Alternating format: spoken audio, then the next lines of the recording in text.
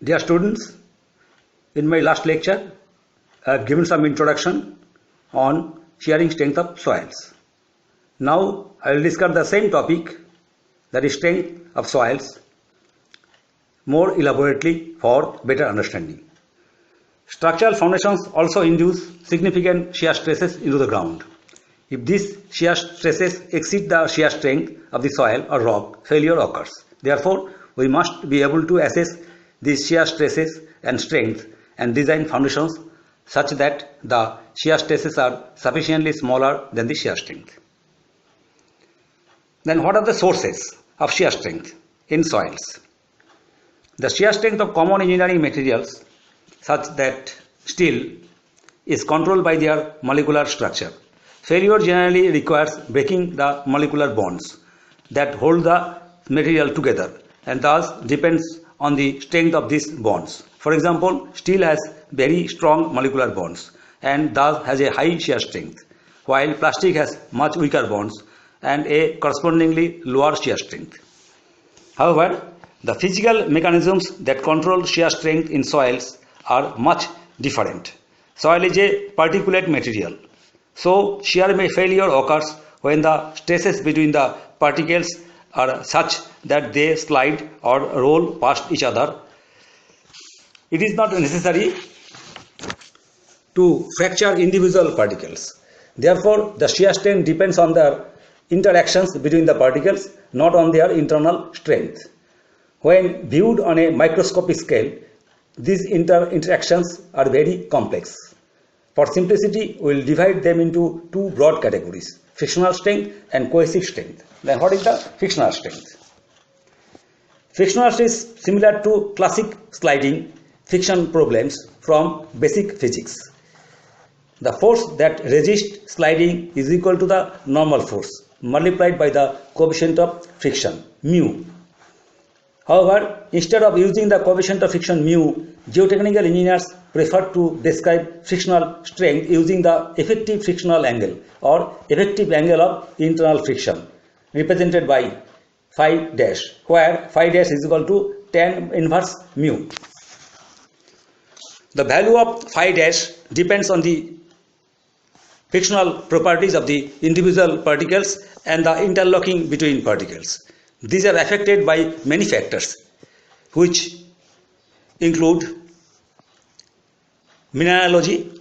The effective friction angle in sands made of pure quartz is typically 30 to 36 degrees. However, the presence of other minerals can change phi dash. For example, sands contain sufficient quantities of mica, which is much smoother than quartz, have a smaller phi dash. These are called micaceous sands. Clay minerals are typically even weaker phi values as low as 4 degrees, which have been measured in pure Monty-Morillonite. Monty-Morillonite is a type of clay minerals which is highly expensive material. Shape. The friction angle of angular particles is much higher than that of rounded ones. Gradation. Well-graded soils typically have more interlocking between the particles and thus a higher friction angle than those that are poorly graded. For example, GW soils typically have phi dash values about 2 degrees higher than comparable GP soils. Void ratio. Decreasing the void ratio, such as by compacting a soil with a sheepfoot roller, also increases interlocking, which results in a higher phi dash. Organic material. Organics introduce many problems, including a decrease in the friction angle. The impact of water on frictional strength is especially important, and many shear failure are induced by changes in the groundwater conditions. However, many people mistakenly believe the water-induced changes in shear strength are primarily caused by lubrication effects. Although the process of wetting some of the dry soils can induce lubrication, the resulting decrease in phi dash is very small. Sometimes the introduction of water has an anti-lubricating effect, and causes a small increase in phi dash. Nevertheless, focusing on these small effects tends to obscure another far more important process, the impact of groundwater on the effective stress sigma dash. As the groundwater table rises, the pore water pressure U increases and the effective stress sigma dash decreases. This causes a reduction in frictional strength, just as a reduction in the normal force.